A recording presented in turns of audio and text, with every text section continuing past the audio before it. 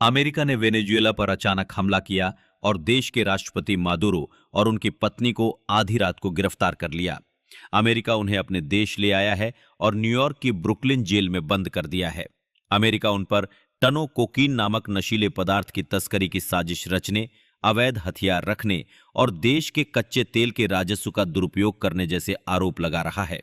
लेकिन खबरों का कहना है कि इसके पीछे कुछ और ही सच्चाइयां हैं। खासकर मादुरो ने पिछले अगस्त में अमेरिकी राष्ट्रपति ट्रंप को सीधे तौर पर खुली चुनौती दी थी। उस समय हिम्मत है तो आकर मुझे पकड़ो, उनके इस बयान ने ट्रंप को नाराज कर दिया था। ट्रंप के समर्थक भी आक्रोशित हो गए थे।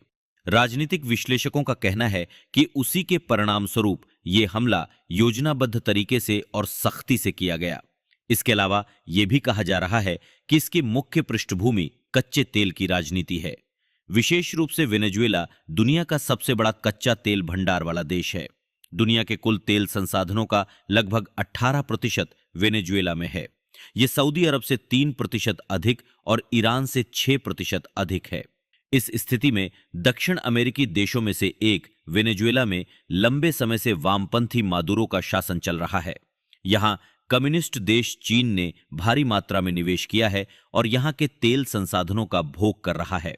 चीन उस देश से लगभग 70 से 90% कच्चे तेल का आयात करता था। दोनों देशों के बीच तेल व्यापार ज्यादातर चीन की युआन मुद्रा में होता था। यूक्रेन युद्ध के बाद से चीन एक ही समय में कम कीमत पर रूसी तेल और वेनेजुएला के तेल का लाभ उठा रहा है। साथ ही इस तेल को रिफाइन करके और विभिन्न ब्रांडों के तहत पश्चिमी देशों सहित कई अन्य देशों को भेजकर चीन भारी मुनाफा कमा रहा है। ऐसे में तेल बिक्री और डॉलर के प्रभाव में दुनिया के बेताज बादशाह अमेरिका को चीन को जगह देने वाले वेनेजुएला पर गहरा गुस्सा आया। कहा जाता है कि विश्व अर्थव्यवस्था में पहले से ही दूसरे स्थान पर मौजूद चीन अमेरिका को पछाड़ न दे, इस बात को लेकर हमेशा सतर्क रहने वाले अमेरिकी राष्ट्रपति ट्रंप ने इस बार जाल बिछाकर वेनेजुएला के राष्ट्रपति को पूरी तरह से फंसा लिया है। इस बीच मादुरो के पतन के बाद ट्रंप ने घोषणा की है कि अमेरिकी कंपनियां वेनेजुएला के तेल कुओं का प्रबंधन करेंगी। इससे वैश्विक बाजार में कच्चे तेल की कीमतों में बड़ा बदलाव आने की उम्मीद है। विश्लेषकों का कहना है कि इसके जरिए अमेरिका ने एक तीर से दो निशाने साधे हैं। वो ये है कि वेनेजुएला का पूरा तेल भंडार अमेरिका के कब्जे में आ जाएगा और डॉलर का प्रभुत्व बढ़ जाएगा। साथ ही चीन के वर्चस्व पर भी विराम लग जाएगा। वहीं अर्थशास्त्रियों का कहना है कि अगर अमेरिकी नियंत्रण में वेनेजुएला फिर से उभरता है तो 100% तेल उत्पादन शुरू होने की उम्मीद है। इस वजह से दुनिया भर में कच्चे तेल की कीमतें कम होने की संभावना है।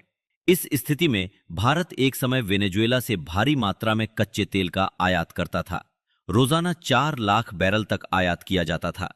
लेकिन अमेरिकी सरकार द्वारा लगाए गए आर्थिक प्रतिबंधों के कारण भारत ने 2020 से वेनेजुएला से कच्चे तेल का आयात बंद कर दिया था।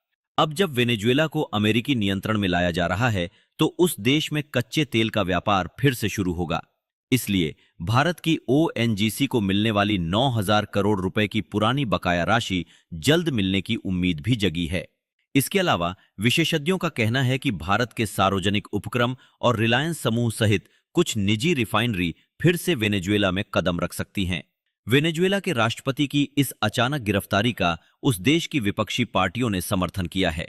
रूस, चीन, ईरान और क्यूबा जैसे देशों ने इसे किसी देश की संप्रभुता पर हमला और अंतर्राष्ट्रीय कानूनों के खिलाफ बताते हुए इसकी कड़ी आलोचना की है।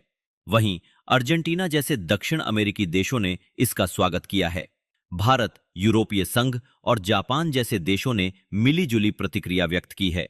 वे वहां शांति बनाए रखने और लोकतांत्रिक बदलाव पर जोर दे रहे हैं। चाहे जो भी हो, वैश्विक व्यापार विशेषज्ञों ने राय दी है कि वेनेजुएला में हो रहे बदलाव भारत के लिए एक दरवाजा खोलेंगे।